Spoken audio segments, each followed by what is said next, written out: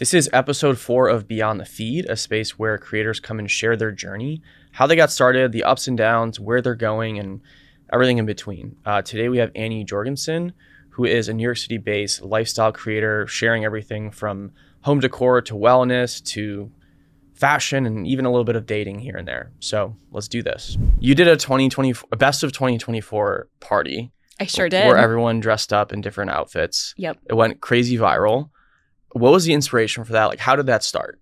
So every year I like to think that I don't want my birthday to be a big deal, but every year I do want it to be a big deal. So this was the first year I was actually planning a big party for myself. Oh, so this was your birthday? Yes, this was my birthday party. Oh, okay. I didn't know that. I thought it was you just did it because. No, Wait, when is your birthday? November 20th. Okay. Makes sense. End of year. Yeah. Great timing to summarize the year of outfits. Yeah. And as you lead up into December, I feel like everybody starts talking about resolutions or like their favorite things about the year. And so I was trying to think of a fun theme because all parties are better when they're themed, in my opinion. And so I found the idea of like, okay, what are my favorite moments throughout the year? My favorite, like pop culture, celebrities, movies, whatever.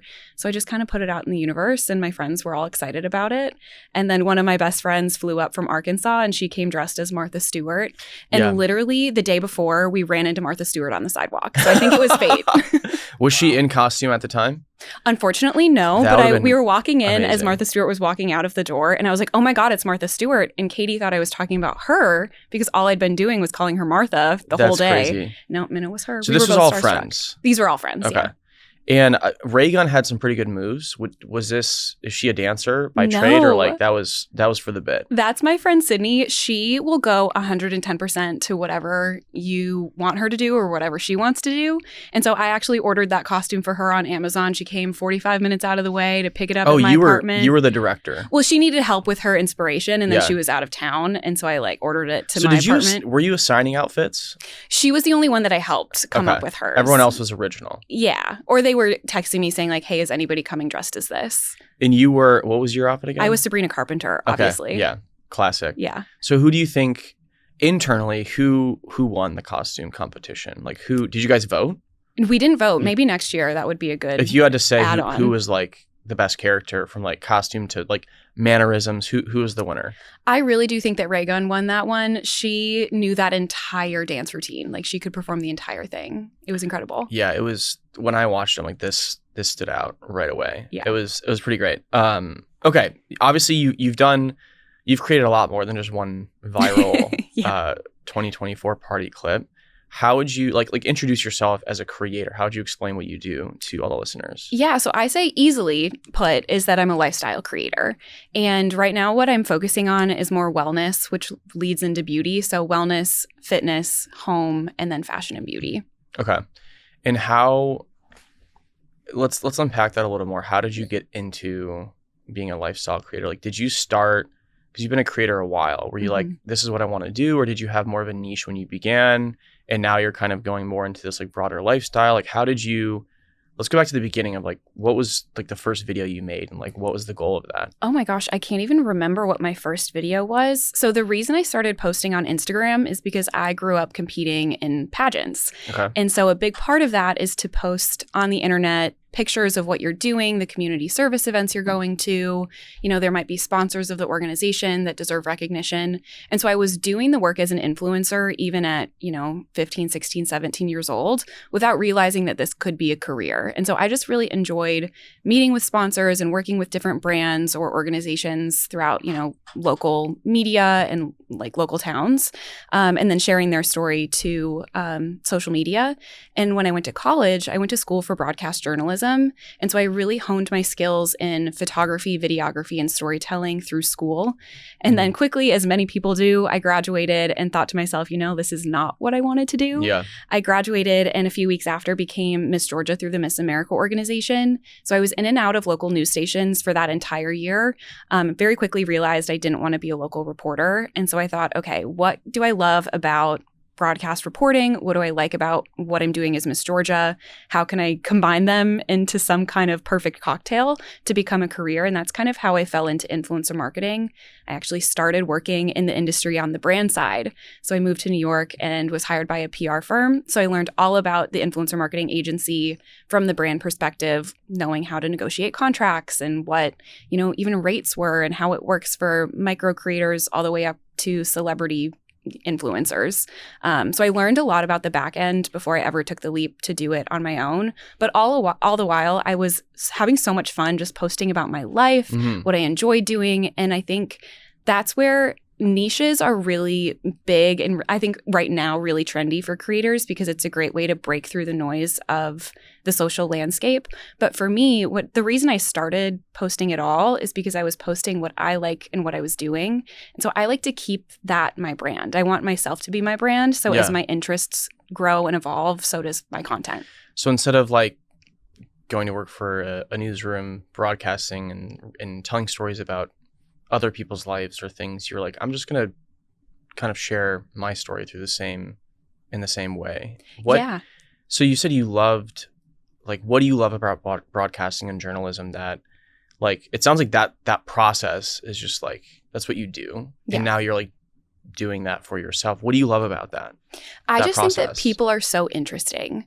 And the way my dad raised me, I like love him to death. He has always said that everybody has a story and you never know where they come from. And the reason that you meet that person at a specific moment has to mean something. And so I loved through my broadcast journalism training and my internships, I just loved meeting people and hearing their story. If it were, them opening a business or running for office. People are so interesting to me. And so I loved that I was able to use a platform like the local news station I was working for at the time to help amplify somebody's voice. And then I would turn inwards and focus on my own content and think, okay, like what do I want people to hear from my voice? And it's just something that's a very empowering space for me to be in. And I like to think I have something to say and I like to think that people listen. And so it's a fun way to use my platform. And how do you because I've seen some creators express sometimes it's hard to basically talk about yourself all the time. Like, this is my lifestyle. Even if it's something people want to hear, like, do you ever feel like you're on a soapbox, like to like look at me? Or do you think that it's just so authentically you and like you really are sharing like information and entertainment people want? Like, how do you balance that? Yeah, I'm laughing because that's literally, I feel like the last 10 years of my life has been that like internal battle where influencers and content creators have a bad rap.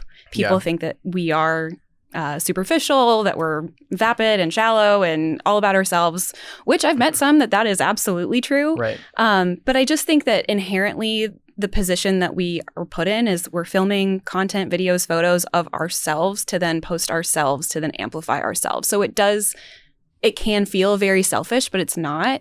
And so the way I think about my content is, one, is it content that I want to see? Is it something I would enjoy consuming? And two, what is the purpose of it? Like, how am I helping somebody? What is somebody getting out of this piece of content? Yeah. Sometimes that might just be like, wow, I really enjoyed the aesthetic of that video. Like, I liked looking at it. Or I do a lot of hair and makeup or skincare content of like, okay, like this product helped me clear my acne. Like, I know that there are people out there that are also struggling with acne. Like, they might find some value in that. So it's always thinking about what is a story product that I want to promote, and then how can somebody get something out of it? Yeah, I think I saw a comment on a video recently. I forget what it was, but it was someone basically hating on the creator, or like, so it was like, how do you not know that? And someone replied to that comment like, not everyone knows everything. And I think you forget that like we only know what we've experienced or like sought out to learn, and like maybe how you were raised. Like, not everyone knows everything. And like maybe you didn't grow up with a mom that like taught you how to do your makeup a certain way. And it's like now someone can find you and like learn through your experience. I think that's so cool. Yeah.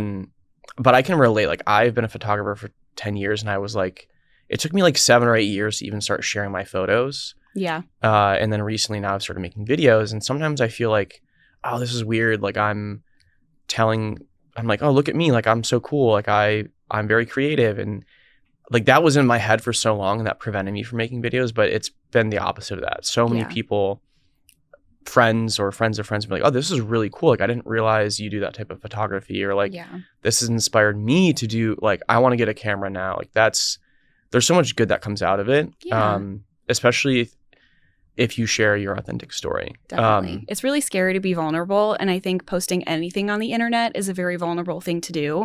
And if the context and the content of what you are posting is vulnerable, for example, this was maybe about a year ago, but I posted a video to TikTok about everything I had learned in the year after being cheated on. And I hadn't really told the story about why that relationship had ended. Yeah. And so I felt like that was my way. That one. You did? Well, no, I didn't. I was doing research. It was like a year ago. I didn't I guess I didn't go that far back. Yeah, you got to scroll back. And but what was the response to that video? It was incredible. It went like relatively quote unquote viral. For me at the time, I think I had like 10,000 TikTok followers and it got probably like 30 or 40,000 views. But I was getting messages left and right of saying like, I'm going through this, or my friend is going through this. I sent this to her, or you're so right. Or like, thank you for sharing this because I'm going through it right now. And I can't see the light at the end of the tunnel yet. And so I have found that the more vulnerable I am in my own content, that's where I make the biggest connection. And I think bridging the gap and making the connection between, a virtual space is something that's hard to do. But the minute you do it, that it's the most magical thing. And there's so many people out there that like people will resonate with you. Like your content isn't for everyone, but it's going to find the right people. Like that's what the algorithm does, who are going to be like, oh, like I needed to see this. And this like was relevant to me, and this like helped me or entertained me in some way. Yep. And I think it's cool. Like, so now you have like 50,000 on Instagram, like 30,000 on TikTok, something like that. Yeah. Pretty close. Okay. Yeah. Which is a pretty meaningful audience. That's a lot of people. And you now have you can provide like the breadth you have there, and like people you can help and entertain, educate is so cool. But how do you, like, I think people aspire to get there. So let's go back in time a little bit. Yeah. Okay, you had all these like puzzle pieces and skills that kind of put you in this direction of like, I want to start telling my story beyond just interviewing other people. Maybe like, did you think, oh, like there's a career path here in being a creator? And when did you actually consciously think this is like going to be my job? And at the time, like how many followers did you have? Yeah. So I was in college when I think I started to realize that content creators and influencers was a viable full-time career. And so as I was posting through my pageant experience, I competed all through school.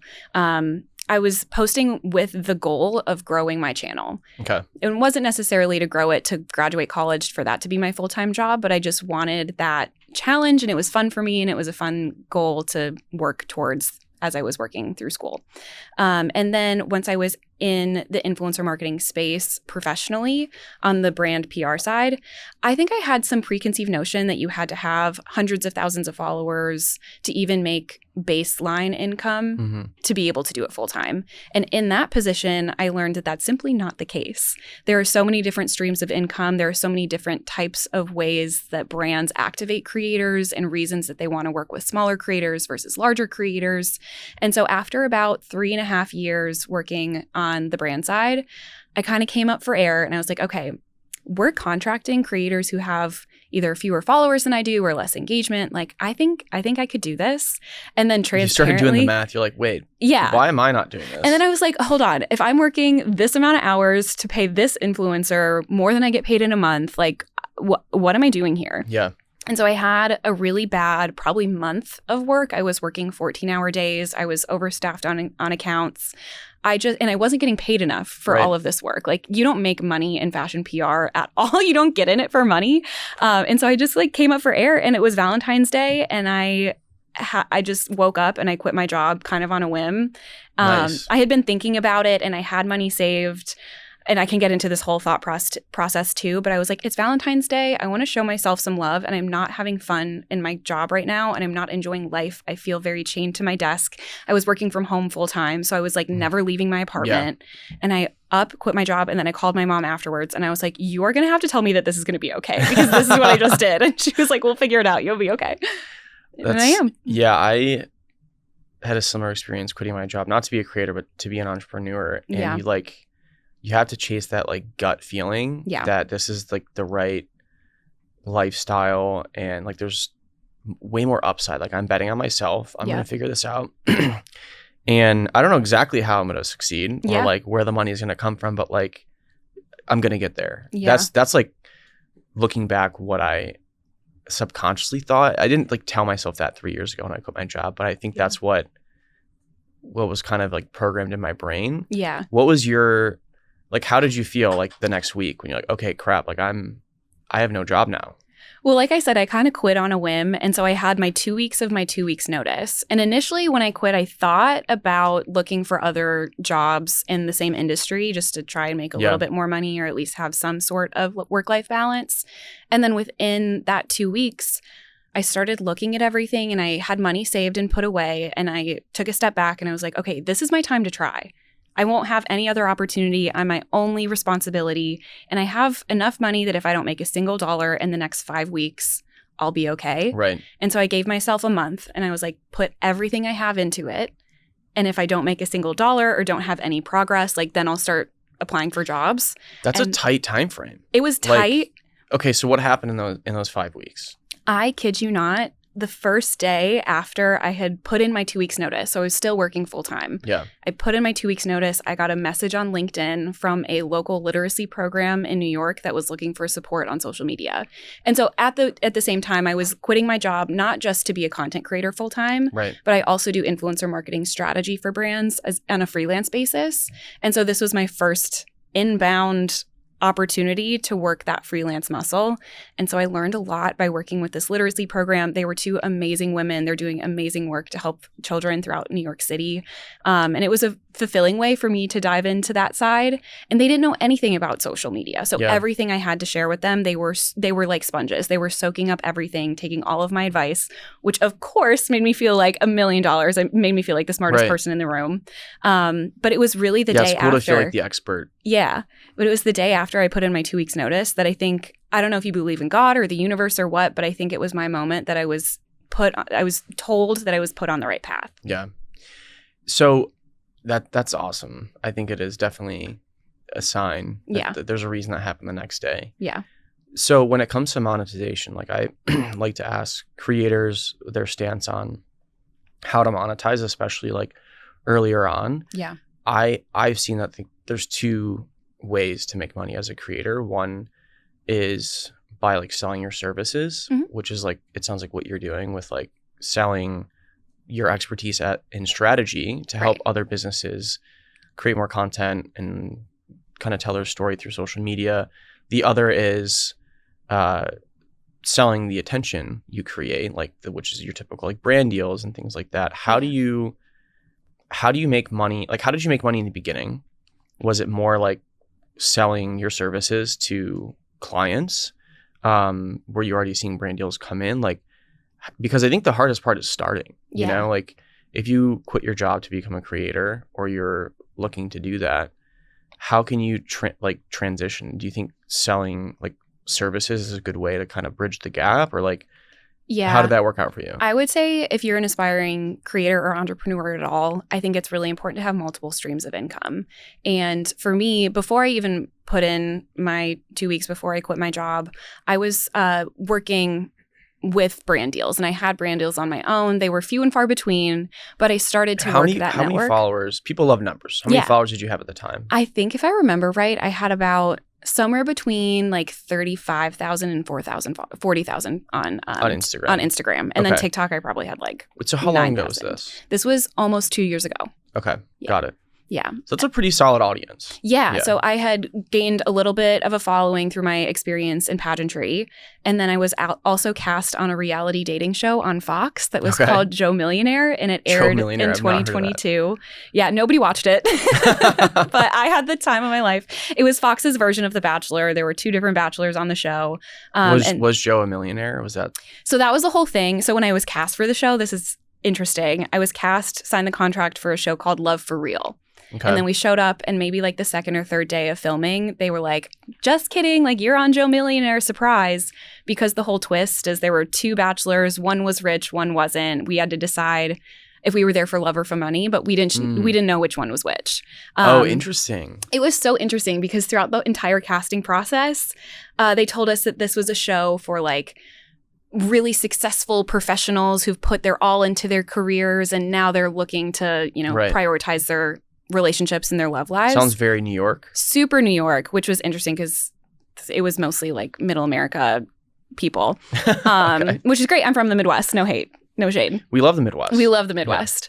But yeah, so we got there and they had this twist. And I ended up making it all the way to the end of the show. And the guy picked the other girl of the other finalist over me, which he's obviously a stupid idiot. But, but Wait, it is worked this out way for is the this best. show like live anywhere? Like, is it on YouTube? Like, can people watch this? There might be clips on YouTube. For a 'Cause while, I'm it was on invested now. Hulu, but it was on Fox. So I feel like if there's like a Fox streaming platform, it might be on there. Okay. I actually don't know the answer to that question. I should know We'll have that. to figure though. that out. But This sounds- because of that show, I gained a little bit more of a following, and so then Okay. that's when I worked with that. So you took the leap of faith while you already had some brand deals Yeah. coming in. Yeah. And again, people love numbers. Let's talk. How about Mhm. now? You have like 50,000 on Instagram. You don't have to share That's if okay. you don't want, but how much do you actually make? Because I Yeah. think it's so hard to like actually understand what you can make at a certain tier, like with a certain,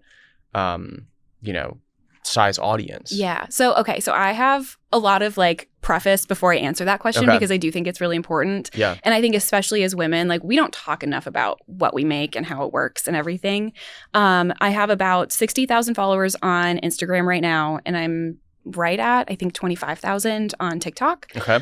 So a very healthy audience, but by no means like the biggest audience in the world. And like I said, you have to have multiple streams of income. And so one stream is my brand deals. Another stream of income is my freelance work, Which is you're still offering strategy. which is my Yeah. the strategy Okay. work. And so right now I have 3 clients. One I work with on a monthly basis. The other 2 are project basis, which is the project has been going on, one for like 3 months and the other for about 7 months. Okay. So it's like relatively steady. You also have affiliate codes. So a lot of influencers make commission on affiliates, or if you're on a network like To Know It or Shop My, you can post links and make, it's not a lot of commission. Yeah. It could be like 50 cents More on than something zero. you sell, but it's more than Yeah. 0. And it's important to put yourself into that world. And then a lot of people outside of the influencer industry don't realize that there's a big market called the user-generated content market, Right. which is called UGC content. And it's where brands will pay you to create content for them that you never have to post. Right. This is a really big practice for smaller creators, I would say. I don't see as many larger creators doing this. I didn't know you did that. Are you on Yeah. Fiverr? Like, where are you finding This clients? is honestly, it's all referral based, or it's within like my own content. A lot of times brands will say like, okay, we want you to post one reel to Instagram, but then also create another one for us that Yeah. we can just use. So it's just like layering the deliverables that way. But to answer your question, so when I left my job, I left a salary of $85,000 a year. Okay. And so my goal was the first year of freelancing was to match that. And that was in my head a very lofty goal. But your girl's got bills to pay. Yeah. We live in New York. It's an expensive city. Plus, what people don't think about is when you're an entrepreneur working for yourself, you have to pay your own taxes. You have to pay your own health insurance. Yep. All of a sudden, all of these costs are coming down on you. All that to say is 85 was my goal for my first year freelancing. And I made, I think when it was all said and done, just shy of $80,000. And That's I was awesome. In your first thrilled year. in my first year. And, Yeah, that was that's awesome. again, all different streams of income. I was also starting to model a little bit just through my brand networks. I was putting myself Yeah. out in any way, Well, shape, because or you have form. the time to do it. Once I you're have like the time. full time betting on you, you have time to go seek out more opportunities, Yeah. network. Like it when you're living plan B, like, and you have that day job still, you don't have the time to do these things. Exactly. So, okay. Yeah. Year 1, pretty stellar. Very stellar. Year 2, let's so break that that was down. 2022, right? Okay. 23? It was 2023. So then 2024 rolls around last year. This was my first full year freelancing, working for myself full time. I ended the year just over $200,000. Wow. Thank you. I That know. is huge. It's one of those things that I don't think people are proud enough of themselves or like recognize, especially in New York. People are always like, okay, what's the next goal? What am I doing next? Whatever I just finished. And that was one thing that come January 1st, I literally took like 10 minutes and I set a timer and I just sat with myself and I was like, I should be so proud That's- right now because yeah. I'm doing it. And I mean, with Because anything, you always want the next thing. You're like, okay, how do Yes. I get to the next tier, right? Mhm. Especially within content too, because oftentimes you'll get a a one-off partnership post. And so you create one post and it's over and done. And then, so the minute you sign a deal, you're already thinking about the next few deals that you have to have. So it's a rat race is what it is. Yeah. And you just have to like really the uncertainty, because like I think some people don't realize being a creator means you're also an entrepreneur once you're full-time. Like more like honestly, I think that's the number one thing you are as an entrepreneur. You're working for yourself. Like you said, you have to deal with health insurance and all these different things. Like, but then the uncertainty of like, wow, I've had the same thing with photography. I've had these huge projects where I made so much money. I'm like, wow, like I am only 3 years into doing this full time. And now it's even just a side thing that I'm more focused on Click. Yeah. I'm like, that is crazy. But then I'm like, wait, is this going to happen again soon? Like, how do I find the next big project like this? Like, there's so much, it's like a roller coaster. It really is. So how do you, because I think people watching this hearing, wow, you made $200,000 in your second year.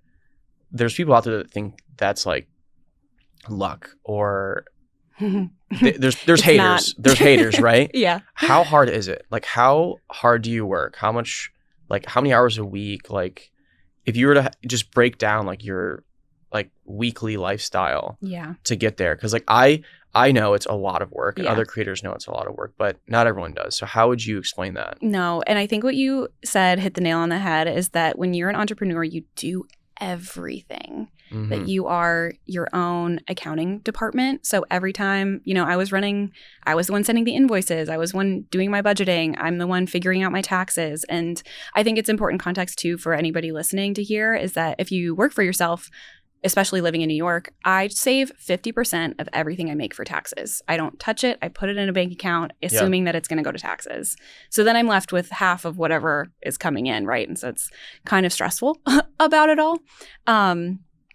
I lost my train of thought there for a second. We were talking about how hard you work. Oh, yeah. Of course. So with working hard, I started working for myself for more of a work-life balance, and that has not been the case. And not at all. But in the way that my life means work, it feels different. So example, recording this podcast, technically work, I'm having the best time. This is fun. And a lot of too, what comes with working for yourself, do you account for the networking time, the time that you're, meeting people at coffee or going to events and talking to people after the events.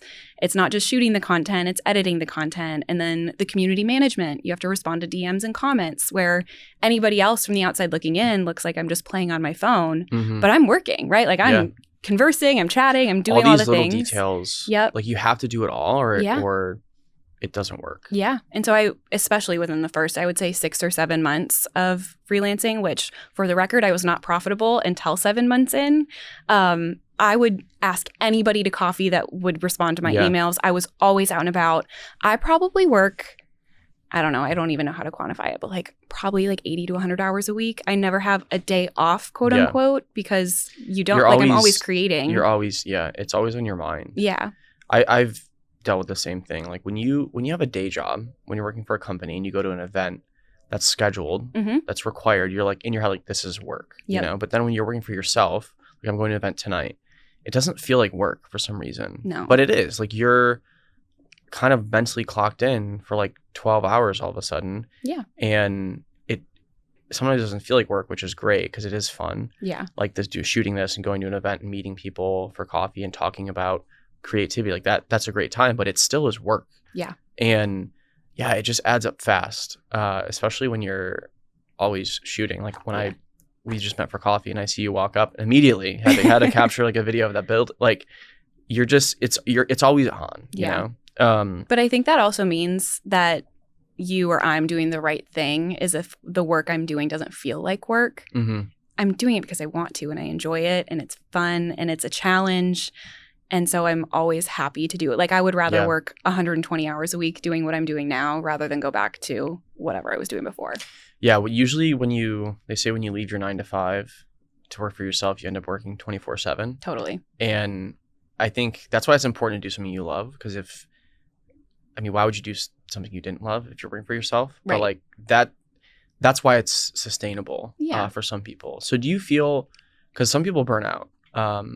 Last episode we met, excuse me, the guy I mentioned who bakes bread, and he is he has a day job and he's just doing it for fun at this point. He's like, I'm just happy having fun baking bread, sharing my story. Like, I'm not trying to make a million bucks off of this. Like, I like where I'm at, because he's gone through periods of burnout, and it's just hard to do it all. Do you ever, I mean, it sounds like you're in a comfortable spot now. Like, you're obviously still working really hard, but there's this momentum. Do you ever think about going back to, like, is there another world where you could go back to some sort of day job with like more stability and like not work as hard? Like, do you ever burn out and like think, this is, as much as I love this, 80 hours to 100 hours a week is a lot? Yeah. Yes is the short answer. Like, definitely feel creative burnout, physical burnout. It's tough within the influencer industry, especially during the holiday season, is that there's so many brand events that you want to go to do the networking, to maybe they're the coolest events ever, so you get great content.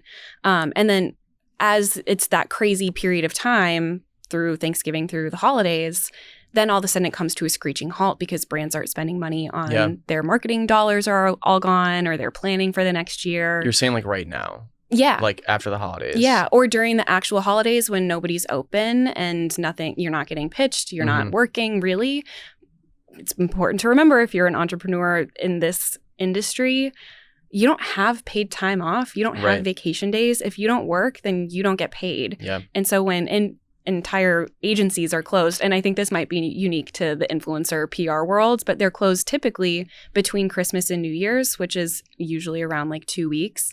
2 weeks in a month is it's half a month that you're not working and not getting paid for it. And so it kind of goes back to what you were saying before about like always thinking about what's coming next. It's about maintaining those relationships. But I think when there are those periods of being idle, that's when I try to flex my creative muscle the most, of like, okay, I have all the time and space in the world to try something new. Like, why don't I try filming something in a format I've never tried before, doing long form versus short form. I was just going to say, let's talk about format a little bit, because when we had coffee the other day, you mentioned you want to explore long form. Was that a result of this kind of like slower time and you diving into your creative kind of realm? Like, what could I do differently? Was that the result of that? It was a part of it.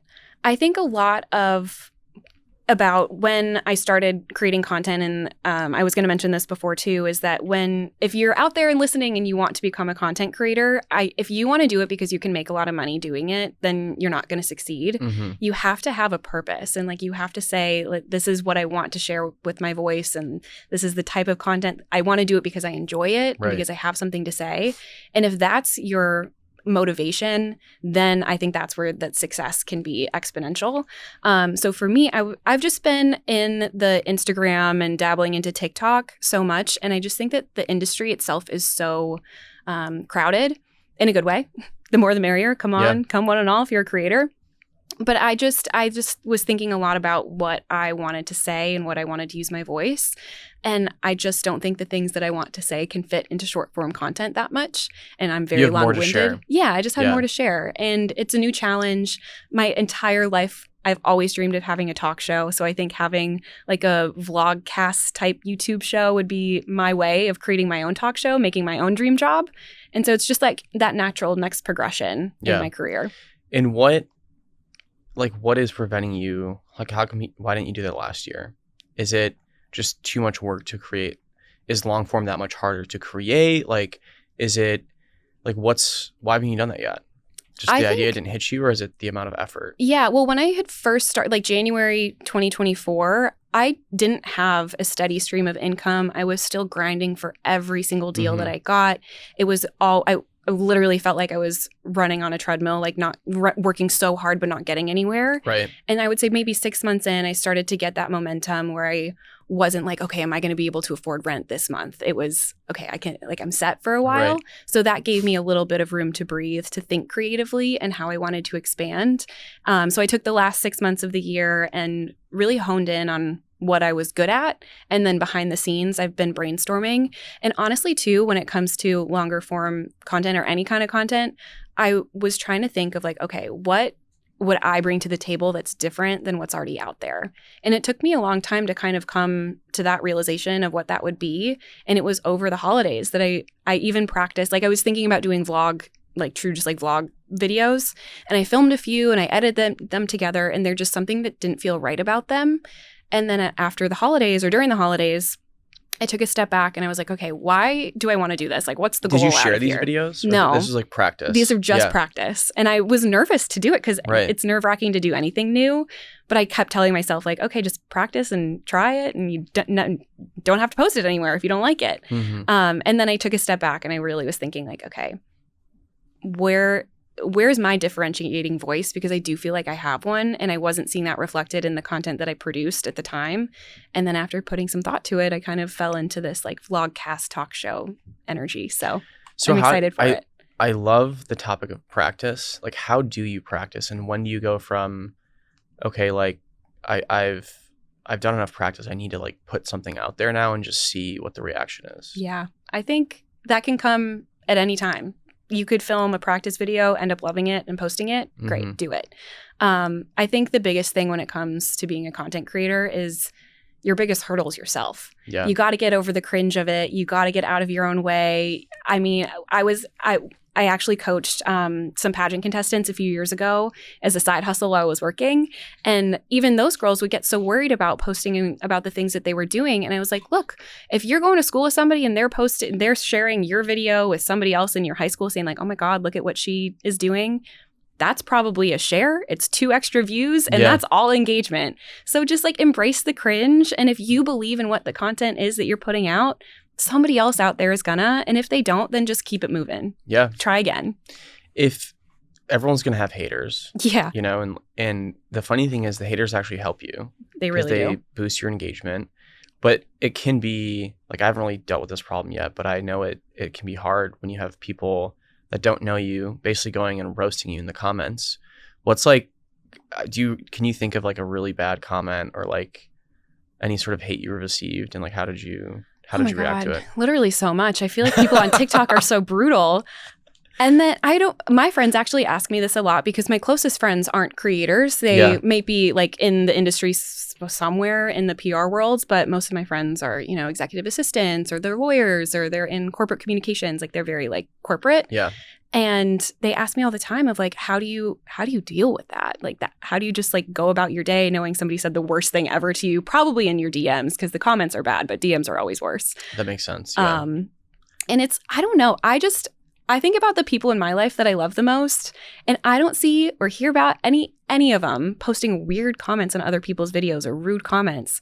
So it takes where are these people? Right. Like I don't know anybody who would do that. And so it takes a certain kind of person to do that and post it for the world to see, especially if they're commenting publicly. So I'm like, that's so embarrassing for you. So of course I'm going to leave it open. Like, are you kidding? So I don't know. It's it's not a reflection of me. I get to choose what parts of me I share on the internet. Yeah. There's no way I can share everything there is to know about me. So my followers, as much as they might feel like they know me, they know the parts of me that I want them to know. They don't know me. So even if it's sometimes even really nice comments, I try not to let them go to my head. Even if you're active, it's such a sliver of like your real life. Yeah, it's a highlight reel. Yeah. Yeah. You can't share everything unless you're like live streaming every day, which is a lot. I don't know the strategy behind that. It would that. be a little odd. Yeah. I know some people do it, but okay, so when it comes to advice, we talked about practice a little bit. Like it sounds like the advice is just do it. Yeah. Like start shooting. You might like something, you might end up posting it. Yep. Let's go to phase 2. Like maybe like how do you stay consistent even if you're, because there's a lot of people out there. I think going from like 1 to 10,000 followers is really daunting. Yeah. Like breaking through. Like I'm a normal person that's like posts on social media sometimes to like I identify as a creator. What advice do you have to the people that want to do that? I think there's an element of fake it till you make it. Mm-hmm. So post on TikTok or Instagram as though you have 2 million followers and eventually they'll come. I think that's, you know, again, like the biggest thing. Because the people that see that reel, and we're talking about reels here, right? Short form content. Like they don't see how many followers you have. They just see it, that like whatever you post. Yeah. And they have no idea how established you are. Like if it's funny or entertaining, they might engage. Right. Especially on TikTok too, because nobody scrolls through their following feed. They only scroll typically through the For You page. Right. So anybody's content can go viral on TikTok specifically. And I think the Reels page is trying to do that. I think there's going to be a lot of changes coming this year with TikTok all up in the air. Right. So yeah, I just think it's, again, posting the things that you're enjoying creating, that you want to talk about, that you think you have something to share, that you think are entertaining, and post as though you have 2 million followers. Post like it is your full-time job, and eventually it will come because you're sharing with passion and you're doing what you think is right. Okay, I love that mentality, but let's go a layer deeper into like process. Yeah. Like having the mindset of like I have 2 million followers. I have something valuable to share. I think you have to like channel that. Yep. But now like creating content is a lot of work. It sure is. Let's say you adopt that mentality. Even some days you feel like you have that confidence to go create. How do you actually stay consistent with creating, editing, posting? What's your creative process like, or what advice do you have for people that are kind of curious about how to streamline that and make that more sustainable? Yeah, I think my biggest piece of advice is to create content that fits into your life. And so let's say you're working a 9-to-5 job and you wake up every morning and you do the same morning routine and you go to work and you do this. Okay, film that if that's what you want to post about and like talk about. Like most likely you're not going to start being a content creator in something you're not already doing. And so just put your phone up against a wall and press record and then splice it together later, put text over the video, and that could be many different phases of pieces of content. I think that you could do like a day in the life content. So as you're going about your day, filming it, and then you could take little clips of different moments that you've recorded and put that out as a separate piece of content. Like you could do a lot, and then you could create, I don't know, take photos of the outfits you're wearing, and then all of a sudden in one day you have somewhere between 3 and 5 pieces of content. Right. So that's where that creativity comes in. And then weekly you have like the outfits I wore to the office this week. Exactly. Like, it's so funny you say that because today, I'm recording all like the different moments of today to make a video like you just explained because I'm like very busy doing startup things and I don't get to do photography as much, which is like the content I love to create, like doing behind the scenes. Like we met at Lunge Run Club when I was riding a bike taking photos. I love doing that stuff, but I don't really have the time to do it as much. Like my day to day is building a business and I thought to myself, okay, I need to like explore how to make content around this because otherwise it's just like I have to find extra time to go shoot and record that and edit that. Like, if I could just record what I do and then turn that into something meaningful and entertaining, like a day in the life of a founder, whatever, that is way more repeatable than trying to go do all these one-off shoots. So I think I feel smart now that you said that's the right way to do it. Yeah. Because I arrived at that conclusion organically after seeing how much effort it is to like make time to try and shoot like a specific project. Okay, cool. I'm excited. I think I'm doing something good now. Yeah, good for you. So you're on the right track. How again, diving into advice because you're good at what you do. There's so much you can share with people. When it comes to actually shooting, what advice do you have for people on like equipment or like I heard I talked with a wedding content creator, her biggest tip was like clean your lens. Oh my God, like little things, like what little details are people missing that are like these are like the fundamentals you have to think about? Yeah. From always equipment clean your or lens. Composition, like what is it? Yeah, I think the most thing I use 10 times out of 10 is what's called an Octobuddy. If you're watching the video, you can see it, but you stick it on the back of your phone and it's like a little suction cup. So you can just place it anywhere. Yeah, it can stick on any smooth, flat surface. So I take a lot of subway outfit videos. Like as I'm waiting for the subway, I'll just like take a little video of what I'm wearing, which again, a very easily repeatable format. I need to start doing that too. Yeah. Wow. I stick it on the subway wall. I'll stick it on my mirror when I'm doing skincare content or beauty content. So the Octobuddy is the move. It's like $8 maybe on Amazon. The best money you'll ever spend. Okay. I have a tripod that is very helpful when I'm filming, especially myself, like around my apartment. Editing software, a lot of times it's better to invest in the subscription, and the subscription doesn't have to be like a big investment. I use InShot to edit, and there's a lot of, if you're in the creator space, you know that CapCut's like very unreliable right now. I've always used InShot, and I think it's $20 for a year-long subscription, and it's so user-friendly. That helps, I'm not editing in the apps of any platform. And so it's really easy to repurpose content through different platforms.